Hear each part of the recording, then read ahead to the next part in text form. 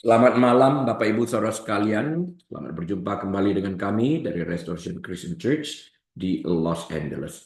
Hari ini hari Rabu tanggal 12 Maret tahun 2025. Kita akan melanjutkan pembahasan Kitab Injil Yohanes pasal yang ke-10 dan kita mulai dengan ayat yang ke-38. Kita awali dengan doa. Tuhan Yesus, kami terima kasih tuntun kami agar kami mengerti firman-Mu ini. Biarlah Engkau memberikan pencerahan kepada kami, mampukan kami juga untuk melakukan kebenaran firman-Mu secara aktif, yang saat kami lakukan memerdekakan kami. Terpuji Engkau, bersyukur dalam nama Tuhan Yesus. Haleluya. Amin. Oke, baik Bapak Ibu Saudara sekalian, mari kita buka Alkitab kita kepada Injil Yohanes, pasal yang ke-10, ayat yang ke-38.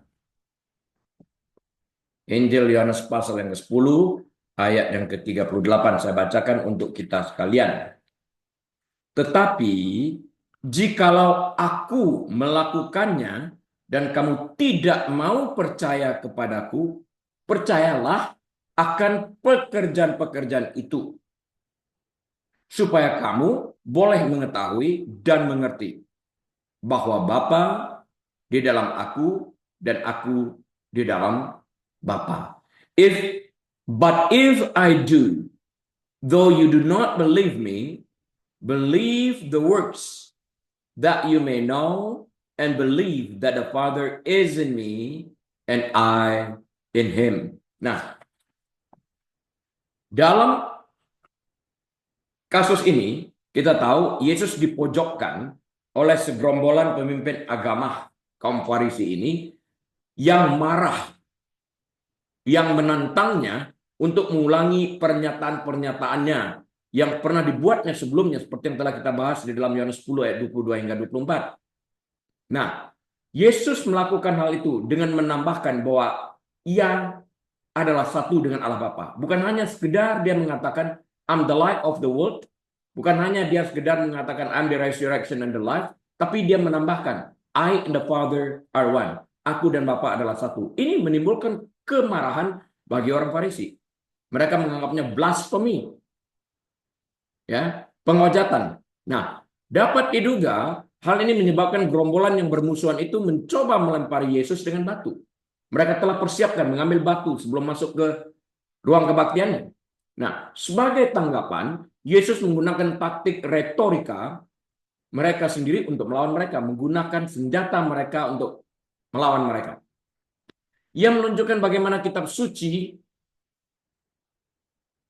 sekali lagi, ia menunjukkan bagaimana kitab suci Allah sendiri menggunakan istilah untuk Allah, Elohim huruf kecil, Allah huruf kecil, yang merujuk kepada manusia dalam beberapa situasi. Itu kepada manusia yang diberikan hak untuk mengadili hakim, itu disebut sebagai Elohim huruf kecil atau Allah huruf kecil.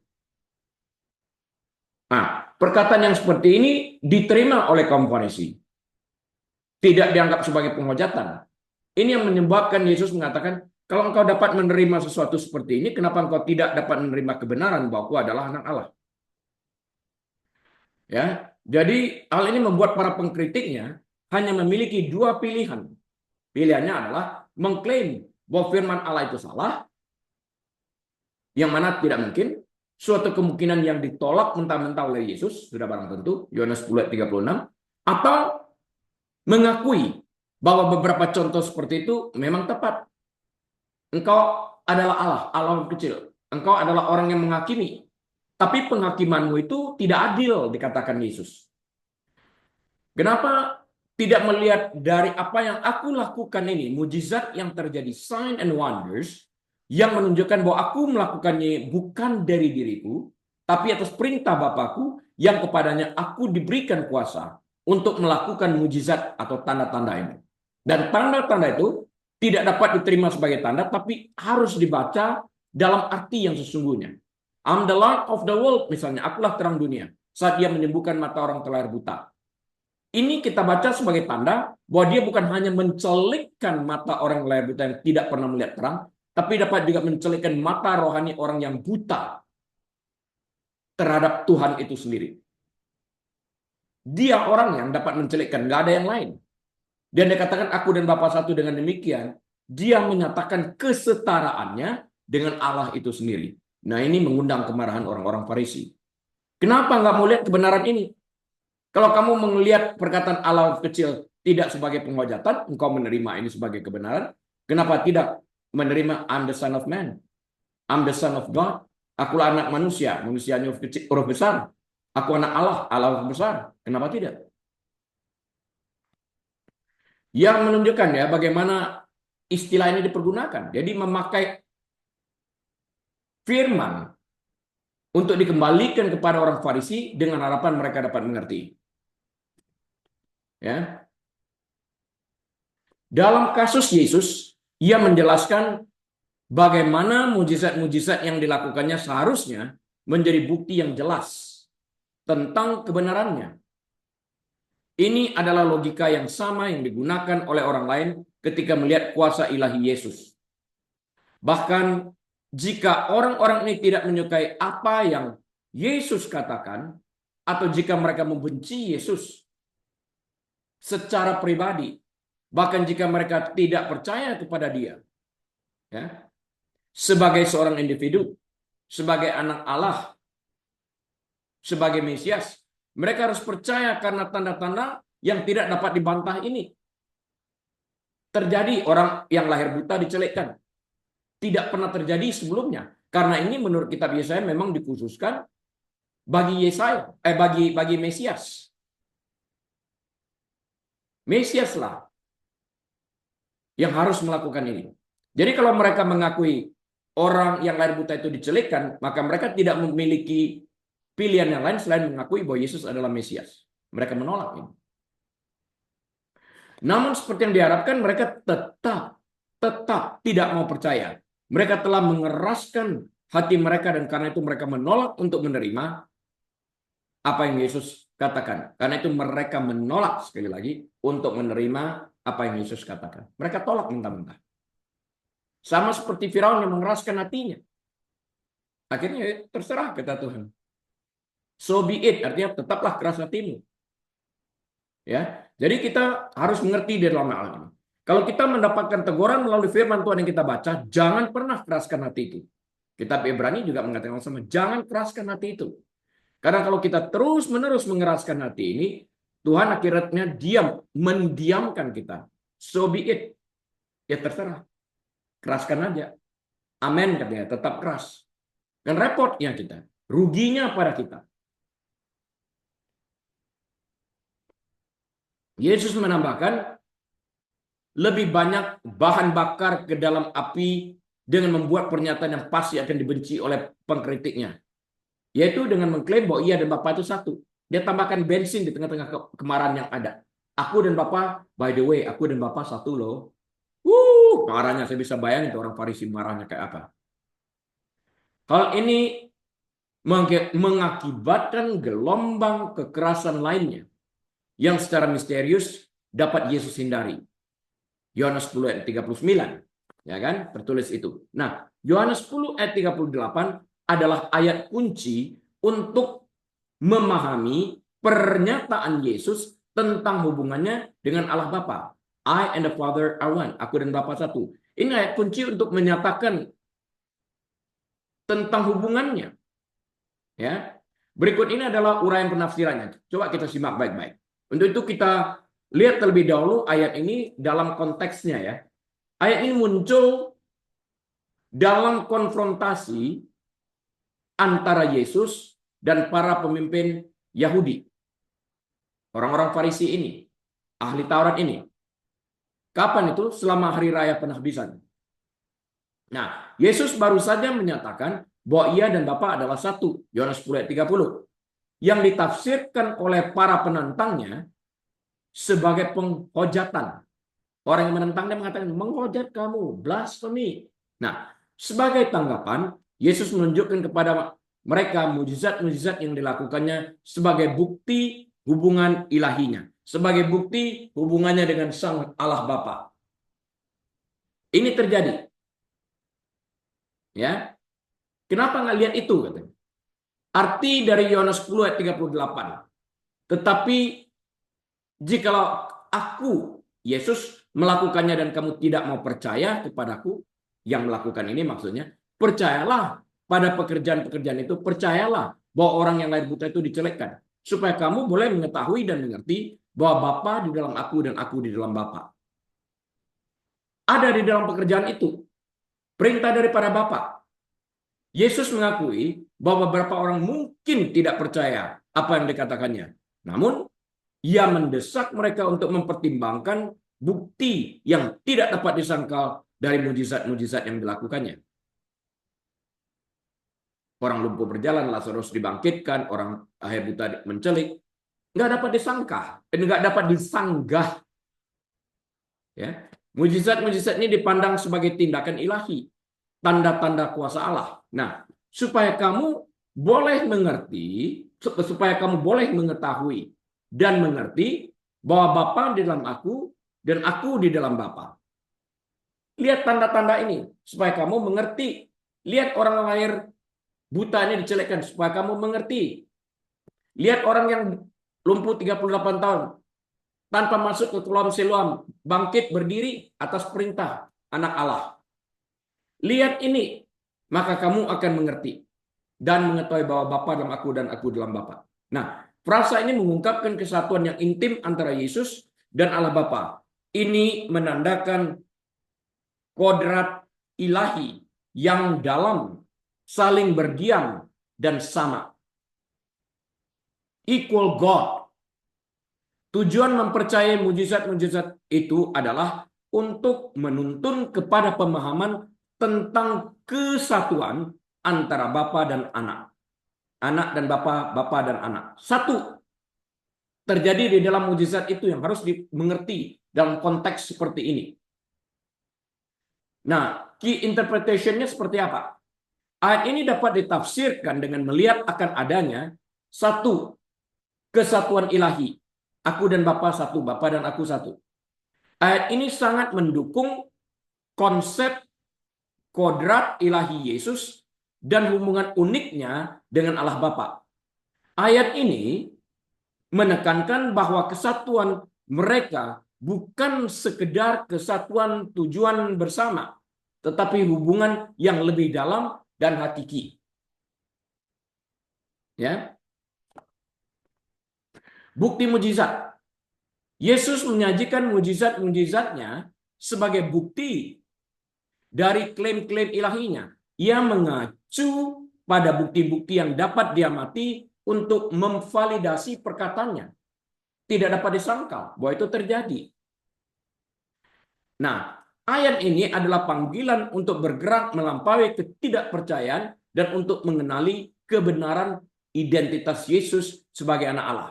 Ayat ini menunjukkan bahwa ada banyak bukti untuk mendukung iman kepada Yesus. Jadi ayatnya adalah sebuah ayat panggilan untuk percaya. Konteksnya seperti itu. Intinya apa? Yohanes 10 ayat 38 memperkuat gagasan bahwa mujizat-mujizat Yesus berfungsi sebagai validasi ilahi atas klaim-klaimnya yang menuntun mereka yang menyaksikannya untuk memahami kesatuan yang mendalam yang ia miliki dengan Allah Bapa. Titik. Itu dia. Nah, kita lanjut dengan Yohanes 10 ayat 39. Sekali lagi, artinya sudah pernah, karena itu ada perkataan sekali lagi. Sekali lagi mereka mencoba menangkap dia, tetapi ia luput dari tangan mereka.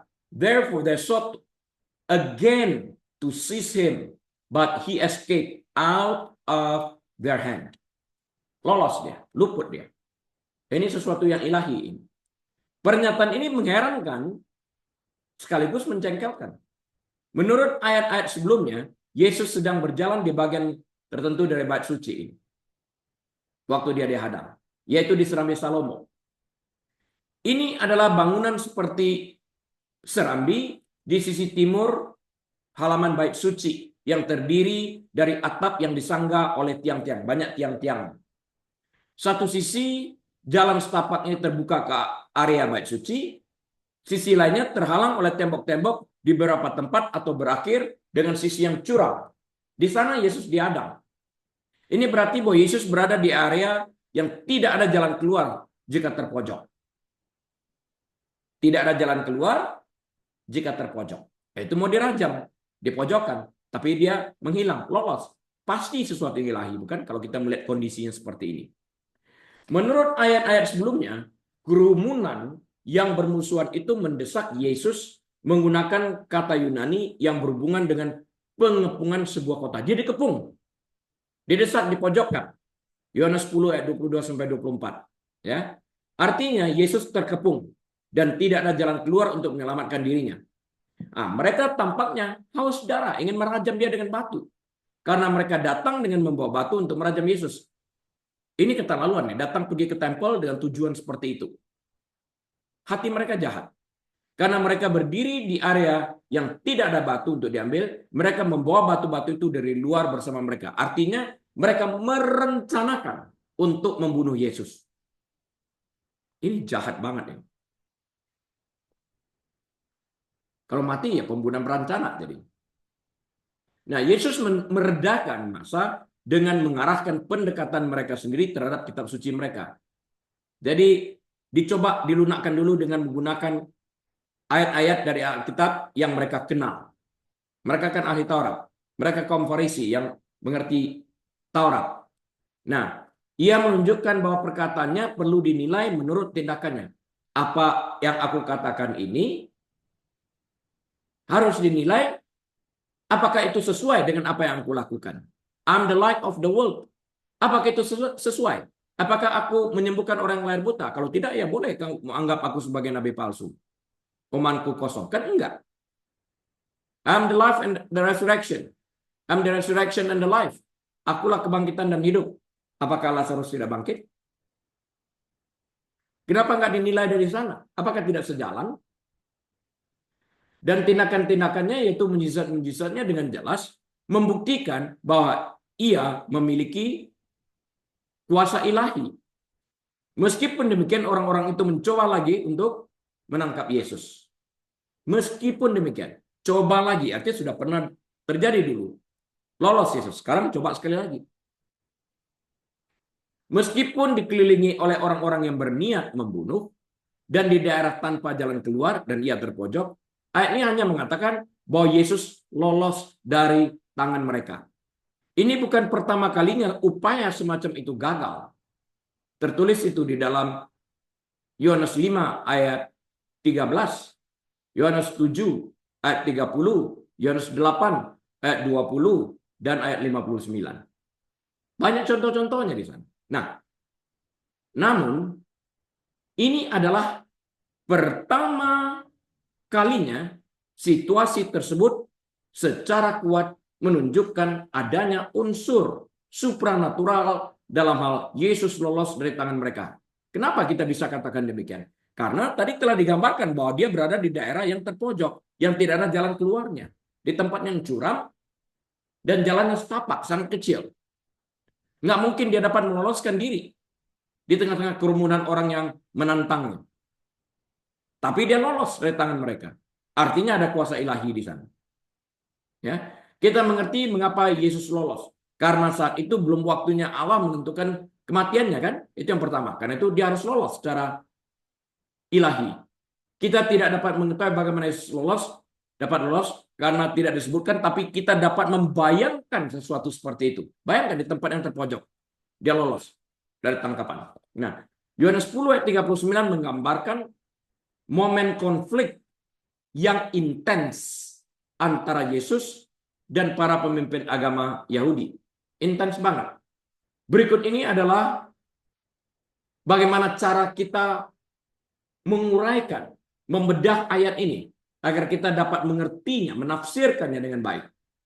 Nah, pertama-tama kita harus mengerti dalam konteks yang ada. Ayat ini mengikuti pernyataan berani Yesus tentang identitas ilahinya. Khususnya pernyataannya bahwa ia dan Bapa adalah satu. Dia menunjukkan identitas pribadinya. Bahwa ia adalah Allah. Ini secara terbuka dikatakannya. Ya, Yohanes 10 ayat 30 yang kita baca tadi. Pernyataan ini membuat marah siapa? Membuat marah para pemimpin agama yang menganggapnya sebagai penghujatan. Mereka berusaha menangkap Yesus, bahkan bermaksud untuk melemparinya dengan batu. Artinya, ayat ini menyoroti upaya berulang-ulang para pemimpin agama untuk menangkap Yesus seperti yang tertulis. Sejarah seperti yang tertulis dalam sejarah maksud saya. Ya. Nah, dalam Yohanes 10 ayat 39 ini sekali lagi mereka mencoba menangkap dia. Sekali lagi, artinya sudah pernah terjadi. Sejarah mencatat itu maksud saya. Tetapi ia luput dari tangan mereka. Perkataan sekali lagi memberikan pengertian bahwa mereka sudah pernah mencoba menangkapnya. Berulang kali ini. Gagal terus. Kenapa? Saatnya belum tiba. Frasa ia luput dari tangan mereka atau ia lolos dari tangan mereka menunjukkan bahwa Yesus secara ajaib terhindar dari penangkapan mereka. Mereka berniat banget kok merajamnya dengan batu. Nggak mungkin akan mereka biarkan lolos sesudah dipojokin. Namun dia luput. Itu dia. Secara ajaib. Terhindar dari penangkapan mereka. Karena waktunya untuk mati belum tiba. Penafsiran bervariasi tentang bagaimana peristiwa Yesus lolos ini terjadi. Ya, kalau kita baca kitab tafsiran, orang menafsirkannya macam-macam. Beberapa orang percaya itu adalah tindakan supranatural. Saya percaya itu karena melihat kondisinya. Sebuah pertunjukan kuasa ilahi Yesus yang membacking perkataannya tadi, aku dan Bapa adalah satu. Ini dibuktikan lagi. Kamu nggak bisa tangkap aku. Ingat waktu Serdadu Romawi datang untuk menangkap Yesus, ya, siapa yang kau cari? Yesus dari Nazaret. Yesus katakan apa? Akulah dia. Mereka terjerembab ke belakang. Nggak bisa tangkap. Kemudian dia menyerahkan dirinya, ya, untuk menggenapi nubuatan. Bahwa ia harus mati untuk membayar upah dosa manusia yang percaya padanya. Yang lain berpendapat bahwa Yesus hanya menemukan cara untuk menyelinap di antara kerumunan yang kelihatannya kecil kemungkinannya karena Yesus terkurung di tempat yang tidak ada jalan keluarnya. Dan mereka selain itu berniat untuk membunuhnya, buktinya mereka membawa batu. Apapun itu, teks tersebut menekankan bahwa Yesus mengendalikan situasi. Yes, ini mendemonstrasikan IQ yang tinggi, kecerdasan emosionalnya, dan bahwa waktunya belum tiba. Nah, ayat ini menunjukkan meningkatnya permusuhan terhadap Yesus dan bahwa peristiwa-peristiwa tersebut terus berlanjut hingga penyalipannya di Golgota. Ayat ini juga menunjukkan bahwa Yesus mengendalikan waktu terjadinya peristiwa-peristiwa tersebut. Dia kendalikan. Ya. Hal-hal penting yang perlu kita ketahui apa? Ayat ini menunjukkan meningkatnya konflik antara Yesus dan para pemuka agama. Khususnya pada waktu ia mengatakan I and the Father are one. Aku dan Bapa adalah satu. Ayat ini menggarisbawahi otoritas ilahi Yesus dan kemampuannya untuk mengendalikan takdir dirinya. Luput. Ayat ini memperkuat gagasan bahwa kematian Yesus bukanlah masalah kebetulan, tetapi bagian dari rencana Tuhan yang dirancang mati sesuai dengan waktunya Tuhan. Di mana darah mencurahkannya itu dimaksudkan tujuannya adalah untuk membayar upah dosa orang berdosa yang percaya kepadanya. Nah, pada intinya, Bapak Ibu Saudara sekalian, Yohanes 10 ayat 39 adalah momen penting yang mengungkapkan meningkatnya ketegangan dan menyiapkan panggung bagi peristiwa-peristiwa yang mengarah pada penyaliban Yesus. Makin hari semakin tegang. Dari sini terus sampai dia disalibkan di Golgota. Kita lanjut dulu. Yohanes 10 ayat 40. Kemudian Yesus pergi ke seberang Yordan. Setelah dia luput, dia pergi ke seberang Yordan, ke tempat Yohanes membaptis dulu. Lalu ia tinggal di situ. And he went away again beyond the Jordan to the place where John was baptizing at first. And there he stayed. Jadi dia kembali lagi ke Sungai Yordan di mana Yohanes membaptis orang. Yesus baru saja lolos dari upaya pembunuhan lain. Hampir dirajam dengan batu oleh para pemimpin agama di Yerusalem. Ya, karena ia terpojok di tempat yang sempit dan dikepung oleh orang-orang yang bermusuhan dengannya Banyak yang percaya bahwa lolos Yesus ini bersifat supranatural. Atau ini adalah semua mujizat. Ya. Yang kita tahu pasti adalah bahwa Yesus berhasil menghindari orang-orang yang mencoba menyakitinya, yang mencoba membunuhnya, yang mencoba untuk merajamnya. Baca dalam Yohanes 10 ayat 32 hingga 39. Nah, pertemuan itu adalah saat terakhir Yesus akan berhadapan langsung dengan para pengkritiknya di depan umum sebelum penyalipan dan kebangkitannya. Di sini, dalam Yohanes 10 ayat 40 ini, Yesus kembali ke daerah yang tidak mudah dijangkau oleh para ahli Taurat dan orang Farisi di Yerusalem. Tidak lama lagi ia akan kembali. Yohanes 11 ayat 7-16 nanti kita baca. Dan ketika ia melakukannya, para muridnya akan sangat khawatir. Pergi ke Sungai Yordan, kembali ke tempat Yohanes Pembaptis membaptis. Ya. Peristiwa yang dijelaskan dalam ayat-ayat sebelumnya adalah salah satu alasan mengapa orang-orang memuji Yesus secara terbuka dan mencoba membunuhnya. Itulah yang pada akhirnya akan terjadi. Yesus akan segera menyelesaikan misi ilahinya dengan kembali ke Yerusalem. Untuk apa? Dia kembali ke Yerusalem untuk merayakan Paskah, di mana dia akan ditangkap dan dieksekusi melalui kerjasama antara orang-orang Yahudi yang religius dan pemerintah Roma. Kerjasama. Yohanes 10 ayat 40 menggambarkan Yesus pergi ke seberang Yordan, ke tempat Yohanes mula-mula membaptis, dan ia tinggal di sana. Untuk memahami maknanya, ada baiknya kita mempertimbangkan konteksnya, yaitu tentang permusuhan. Yesus baru saja menghadapi tantangan keras dari para pemimpin agama Yahudi di Yerusalem, yang bahkan mencoba melemparinya dengan batu, mencoba untuk merajamnya. Menyingkirnya Yesus ini sebagian merupakan langkah untuk meloloskan diri dari bahaya yang mengancam ini. Makna ke seberang Yordan. Daerah ini dikaitkan dengan pelayanan awal Yohanes Pembaptis. Kembali ke sana menghubungkan pelayanan Yesus dengan pekerjaan persiapan Yohanes. Karena dikatakan, ia diutus untuk mempersiapkan jalan bagi Yesus. Jadi dia harus kembali ke sana. Hal ini juga merupakan pergeseran fokus. Ketika menghadapi penolakan di Yerusalem, Yesus menemukan audiens yang lebih reseptif di wilayah ini, yaitu di wilayah seberang Yordan ini. Ini merupakan kembalinya Yesus ke tempat di mana awal pelayanannya dikukuhkan. Masih ingat itu? This is my beloved son in whom I'm well pleased. Inilah anak yang kukasih yang kepadanya aku berkenan. Kemudian dari sana dia dibawa ke padang gurun kan ya. Untuk dicobai selama 40 hari, 40 malam dia berpuasa. Nah, ya. Jadi ini merupakan kembalinya Yesus ke tempat di mana pelayanan awalnya dikukuhkan dan di mana orang-orang telah mendengar tentang Yesus melalui Yohanes Pembaptis. Implikasi teologisnya seperti apa?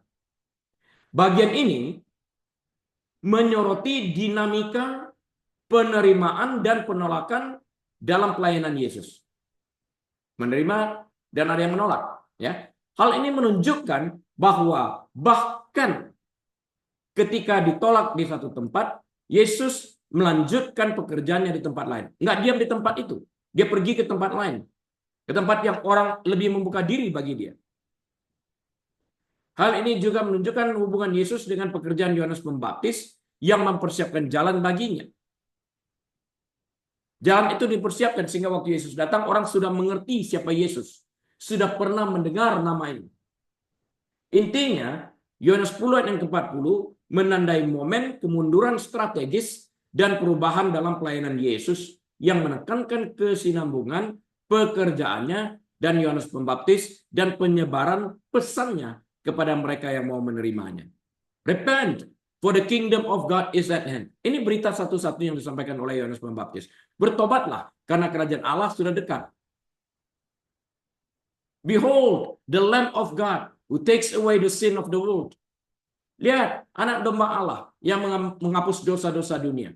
Dia persiapkan. Dan kemudian dia menunjuk kepada Yesus. Dia juga mengatakannya, aku tidak layak membuka tali kasutnya. Padahal dalam kebudayaan Israel kita tahu yang membuka tali kasut itu adalah orang-orang pelayan-pelayan yang rendah. Nah, dia mengatakan ia tidak layak membuka. Artinya dia mengatakan dirinya lebih rendah daripada orang-orang yang membuka tali kasut ini. Dia begitu melihat tingginya Yesus itu dan ketidaklayakannya dia. Sama membuka tali kasut pun, karena begitu kudusnya pribadi ini, dia tidak layak mendekati, menghampiri. Pegang tali kasut pun dia tidak layak. Begitu kudusnya. Ya. Yohanes 10:41, dan banyak orang datang kepadanya, kepada Yesus maksudnya, dan berkata, Yohanes memang tidak membuat satu tanda pun. Tetapi semua yang pernah dikatakan Yohanes tentang orang ini adalah benar. Then many came to him, meaning to Jesus, and said, John, meaning John the Baptist, performed no sign, but all the things that John spoke about this man, meaning Jesus, were true. Betul, Yohanes Pembaptis tidak pernah melakukan mujizat. Tapi segala sesuatu yang dikatakannya tentang pribadi orang ini, yaitu Yesus, benar adanya. Tidak dapat disangkal. Dia membuka jalan untuk orang melihat siapa pribadi Yesus itu. Anak Allah identitasnya. Yohanes Pembaptis berkhotbah di daerah ini sebelum Yesus memulai pelayanan publiknya. Karena dia harus berfungsi sebagai orang yang membuka jalan bagi Yesus. Ya, Yohanes 1 ayat 19-29 telah kita baca tahun lalu. Pelajarin. Yohanes menegaskan bahwa perannya bukanlah sebagai Mesias. Bukan. Tetapi sebagai utusan yang mewartakan dia yang dijanjikan. Maliaki 3 yang pertama, itu nubuatannya. Aku bukan Mesias, tapi aku datang untuk mempersiapkan jalan baginya, untuk mewartakan tentang dia yang akan datang. Ketika Yesus tiba di tempat kejadian, Yohanes Pembaptis segera memerintahkan orang lain untuk percaya kepadanya, untuk mengikutinya, dan menghormatinya. Diarahkan oleh Yohanes. Not about him, but about Jesus. Ini orang yang humble banget. Karena itu kita selaku hamba Tuhan tidak pernah boleh mencuri kemuliaan Allah, tapi justru mengembalikan segala kemuliaan itu bagi dia yang duduk di tahtanya. Nah, pengaruh itu tampaknya telah membuat orang-orang di wilayah itu jauh lebih menerima, jauh lebih reseptif terhadap Yesus, ya, jauh lebih menerima Yesus pada hari terakhir ini sebelum penyalipannya. Yohanes 10 ayat 42. Orang-orang di Prea menyadari bahwa Yohanes tidak melakukan mujizat dan bahwa ia bukanlah juru selamat, bukan Mesias. Mereka juga mengakui bahwa ajaran Yohanes tentang Yesus adalah benar dan bahwa mujizat-mujizat Yesus membuktikan bahwa ia diutus oleh Allah. Ini adalah kesimpulan yang Allah maksudkan dalam menanggapi mujizat-mujizat yang benar. Kalau tidak mau percaya apa yang kukatakan, lihat pekerjaanku. Supaya kamu dapat mengerti bahwa dia yang mengutus aku ada di dalam aku. Itu dia. Tanggapan yang berlawanan adalah mengabaikan. Mengabaikan apa? Mengabaikan tanda-tanda mujizat Yesus. Ini adalah kesalahan yang dibuat oleh para pengkritik Yesus. Yang terakhir ini termasuk orang-orang yang mencoba melempari Yesus dengan batu karena menuduhnya telah melakukan penistaan agama. Sementara secara khusus mengabaikan mujizat-mujizatnya, Yohanes 10:22-39, pada akhirnya mereka yang menolak Tuhan melakukannya semata-mata karena keras kepala dan berdasarkan kesombongan pribadi mereka. Bukan karena kurangnya bukti. Bukti cukup. Tapi mereka menolak bukti yang sudah ada, minta yang lebih banyak lagi, katakan lagi, katakan lagi, katakan lagi. Ya. Yohanes 5 ayat 39-40. Yohanes 10 ayat 41 adalah ayat penting yang menyoroti dampak pelayanan Yohanes Pembaptis dan hubungannya dengan pelayanan Yesus. Ia memulai mempersiapkan jalan bagi Yesus sehingga waktu Yesus datang, Yohanes sudah menunjukkan itu dia loh yang tentangnya aku berbicara. Ini orangnya katanya. Nah, berikut ini adalah pemahaman bagaimana cara kita mengerti ayat ini dengan baik. Yang akan kita tinjau terlebih dahulu dalam konteksnya. Ayat ini muncul setelah Yesus menghadapi tantangan dari para pemimpin agama di Yerusalem. Ya, ia kemudian pergi ke suatu tempat di seberang Yordan, di mana Yohanes Pembaptis sebelumnya pernah melayani. Tempat pelayanan awal di mana Yesus dikukuhkan. Orang-orang di wilayah ini mengingat kesaksian Yohanes tentang Yesus. Poin-poin utama yang berkaitan dengan Yohanes Pembaptis itu apa? Poin-poin utama yang berkaitan dengan Yohanes Pembaptis itu sendiri adalah kesaksian Yohanes itu sendiri tentang siapa Yesus. Orang-orang mengakui bahwa Yohanes tidak melakukan tanda-tanda ajaib, telah saya katakan tadi. Namun mereka mengakui semua yang dikatakan Yohanes tentang Yesus adalah benar. Hal ini menekankan kuasa perkataan nubuat Yohanes dan perannya sebagai saksi bagi Yesus. Jadi komponen penting yang kita lihat adalah pengaruh Yohanes melalui kesaksiannya tentang diri Yesus ini. Ya. Yohanes 10:41 ini menunjukkan bahwa iman tidak hanya didasarkan pada melihat mujizat, bukan. Ini juga tentang mengenali dan mempercayai kebenaran firman Tuhan. Orang-orang menerima Yesus karena kebenaran kesaksian Yohanes yang kemudian diteguhkan oleh apa yang mereka lihat Yesus lakukan. Iman timbul melalui pendengaran, pendengaran akan kebenaran akan firman Kristus. Nah, iman kita ini bertumbuh. Alkitab juga mengatakan iman kita ini dapat memadamkan panah api si jahat. Kita bisa baca seluruh perlengkapan senjata Allah itu di dalam Efesus 6. Kita harus mempergunakan senjata ini dengan tepat dan tahu cara memakainya. Sekalipun kita memiliki senjata, tapi kita tidak tahu cara memakainya, percuma. Sekedar menghafal, tapi tidak mengerti bagaimana cara mempraktekannya, terhilang. Karena itu kita perlu bukan hanya mendengar, tapi menjadi pelaku yang aktif, karena pada waktu kita melakukannya, saat itulah kita dimerdekakan. Ada orang bertanya, saya sudah tahu kebenaran, kenapa saya tidak merdeka? Kamu lakukan? Apa kok? Hafal, tapi tidak lakukan. Iman dan kebenaran itu berkaitan. Firman-Mu adalah kebenaran. Dan waktu kita mendengar kebenaran yang adalah firman, ini iman kita bertumbuh. Iman ini berguna bagi kita untuk mengalahkan musuh, untuk memadamkan panah api si jahat. Nah, kontras. Yohanes 10:41 ini membandingkan tanggapan orang-orang di wilayah ini dengan tanggapan para pemimpin agama di Yerusalem. Ada kontras.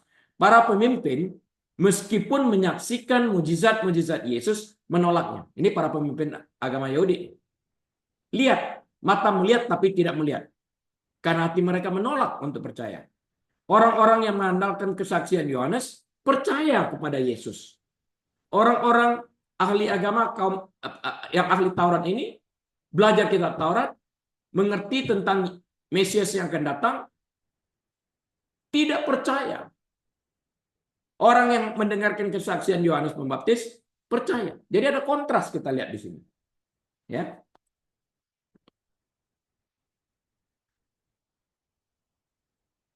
Jadi sekali lagi ayat Yohanes 10 ayat 41 ini menggarisbawahi pentingnya kesaksian itu ya. Dalam menuntun orang kepada iman yang memerdekakan. Nah, ayat ini menyoroti apa? Menyoroti penggenapan nubuat dalam Yesus Kristus. Ayat ini menunjukkan bahwa pekerjaan Allah dilakukan dengan berbagai cara dan bahwa firman Allah itu benar dan tidak pernah berubah sekalipun langit dan bumi ini berlalu. Karena itu pegang firman, jangan pegang dunia. Pada intinya, Bapak Ibu Saudara sekalian, Yohanes 10 ayat 41 ini menekankan bahwa iman sejati berakar pada kebenaran firman Allah. Bahkan lebih dari sekedar melihat tanda-tanda mujizat. Kita lanjut. Yohanes 10 ayat 42. Dan banyak orang di situ percaya kepadanya, kepada Yesus. and many believe in him there. Wow. Yesus telah meninggalkan daerah di sekitar Yerusalem untuk sementara waktu karena meningkatnya ancaman dari para pemimpin setempat. Yohanes 10 ayat 39 dan 40 kita telah baca tadi. Ia telah pergi ke Perea, tempat Yohanes Pembaptis berkhotbah sebelum pelayanan publik Yesus di seberang Sungai Yordan. Khotbah itu tampaknya telah membuat orang-orang lebih menerima ajaran Yesus. Mereka yang telah mendengar pesan Yohanes mengenali Yesus karena mujizat-mujizatnya dan fakta bahwa ia sesuai dengan ramalan atau nubuatan yang diberikan Yohanes kepada mereka. Yohanes 10 ayat 41. Jadi mereka terngiang kembali apa yang dikatakan Yesus. Benar kan ya? Dia lakukan ini kan Yohanes Pembaptis pernah bilang tentang ini. Ini dia lakukan. Jadi mereka percaya. Ya. Ini seperti kesaksian wanita Samaria yang membangkitkan minat di kota Sikar. Masih ingat nggak? Yohanes 4 ayat 39. Kemudian dia lari masuk ke kota. Mungkinkah orang itu Mesias? Aku berjumpa dengan dia di sumur. Ia yang mengatakan kepadaku segala sesuatu yang telah kulakukan di masa lampau. Mungkinkah dia itu Mesias? Nah, semua orang yang mendengarkan itu ramai-ramai pergi menjumpai Yesus. Dan akhirnya mereka berkata, sekarang kami percaya bukan karena engkau, wanita Samaria ini, yang mengatakannya kepada kami, tapi kami telah menyaksikannya sendiri. Wow. Ini mirip ini. Dengan kejadian Yohanes memberi kesaksian, wanita Sikar memberi kesaksian ini. Mereka percaya. Jadi Bapak Ibu Saudara sekalian, jangan anggap enteng kuasa kesaksian. Tapi saya ingatkan, di dalam kesaksian itu singkat, padat, sesuai konteks, terarah, itu tentang Yesus. Jangan bertele-tele dan jangan tentang diri kita. Memberi kesaksian bukan tentang kita, kesaksian tentang orang lain. Siapa yang kita saksikan? Yesus. Diam di dalam konteks itu, straightforward, langsung, tanpa bertele-tele, muliakan Allah dengan kesaksian itu. Ya. Jadi sekali lagi, ini seperti kesaksian wanita Samaria yang membangkitkan minat di kota Sikar. Yohanes 4 ayat 39. Ini sekali lagi mempersiapkan daerah itu bagi para rasul setelah kenakan Yesus. Ya. Kisah para Rasul 8. Kisah para Rasul 8 ayat 4 sampai 8. Ini berkaitan. Nah, penghindaran Yesus terhadap bahaya hanya bersifat sementara karena telah dinubuatkan dia lahir untuk mati. Mati untuk menebus dosa orang yang percaya kepadanya. Yang nggak percaya ya enggak. Segera setelah ini ia akan kembali ke Yudea yang membuat murid-muridnya sangat takut. Yohanes 11 ayat 6 sampai 8. Nanti kita bicarakan juga lain kesempatan. Ia kemudian akan masuk kembali ke Yerusalem untuk terakhir kalinya sebelum ditangkap dan dieksekusi di kayu salib. Dia lahir di Bethlehem, dia disalibkan di Yerusalem. Yohanes 10 ayat 42 adalah ayat penting yang menyimpulkan sebagian dari pelayanan Yesus di mana ia menghadapi tantangan keras di Yerusalem. Untuk memahami penafsirannya, ada baiknya untuk mempertimbangkan konteksnya. Di sini Yesus telah terlihat dalam perdebatan sengit dengan para pemimpin agama Yahudi di Yerusalem, khususnya di sekitar Hari Raya Penahbisan. Hari Raya Penahbisan itu disebut Hanukkah. Ya, ini di mana orang menyarankan menorah itu ya. Ia telah membuat pernyataan tentang identitas ilahinya, aku dan Bapa satu, yang menyebabkan adanya upaya untuk merajamnya dengan batu. Yesus kemudian pindah ke lokasi di seberang Sungai Yordan, tempat Yohanes Pembaptis sebelumnya melayani. Yohanes 10:42 dan banyak orang di situ percaya kepadanya. Ingat wanita Samaria tadi, banyak orangnya percaya setelah mendengar kesaksian. Kalau kesaksian itu tentang Yesus, akan ada kontribusinya. Akan ada kuasa yang terjadi di dalam kesaksian. Jika kesaksian itu untuk manusia yang bersaksi, itu nggak ada kuasanya. Bagaimana cara kita mengerti ayat ini? Ayat ini menyoroti suatu kontras. Sementara Yesus menghadapi penolakan di Yerusalem, ia menemukan audiens yang reseptif di wilayah di tempat Yohanes Pembaptis telah mempersiapkan jalan. Di Yerusalem dia tidak menemukan. Di tempat lain, iya, dia menemukan di seberang Sungai Yordan itu. Mereka reseptif. Kalau reseptif, lebih banyak mujizat yang terjadi. Cek hati kita.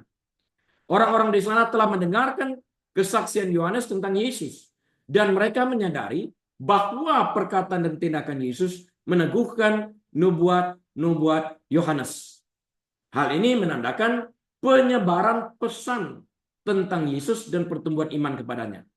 Ya, jadi perkataan khotbah Yohanes ini menyebar sehingga orang mendengar dan mengerti siapa Yesus itu. Hal ini juga menunjukkan bahwa meskipun Yesus ditolak oleh sebagian orang, khususnya di Yerusalem, ia diterima oleh sebagian orang lain di seberang Sungai Yordan ini. Banyak komentator menunjukkan bahwa kata di situ ditekankan untuk menunjukkan kontras antara kurangnya iman orang-orang yang berada di Yerusalem dan kehadiran iman di daerah tempat Yesus kemudian berpergian, yaitu di seberang Sungai Yordan ini. Intinya, Bapak Ibu Saudara sekalian, Yohanes 10:42 menekankan dampak pelayanan Yesus dan kuasa kepercayaan kepadanya, bahkan dalam menghadapi pertentangan. Amin. Kita telah selesai membahas Injil Yohanes pasal yang ke-10 ini. Atas izin Tuhan, nanti kali kita akan menyambungnya dengan Injil Yohanes pasal yang ke-11. Kita tutup dalam doa. Terima kasih Bapak, kami sudah belajar keseluruhan kitab Injil Yohanes pasal yang ke-10. Biarlah suara Roh Kudus terus berdengung dalam hati kami, sehingga kami bukan hanya sekedar mendengar, tapi menjadi pelaku yang aktif dari firman Tuhan, mengambil bagian, berkontribusi dalam mewartakan firman Tuhan seperti Yohanes Pembaptis, memberikan kesaksian tentang kuasa ilahi yang berada pada Yesus, sehingga banyak orang percaya kepadanya. Terima kasih Bapa. Biarlah kami menutup pembelajaran pasal 10 ini dengan hati penuh dengan ucapan syukur dan terima kasih bagi kemuliaan nama Bapa di dalam nama Tuhan Yesus. Haleluya. Amin. Baik, Bapak, Ibu, Saudara sekalian, atas izin Tuhan, kita akan berjumpa kembali di lain kesempatan. Tuhan Yesus memberkati. Saya Rili, mohon diri. Shalom.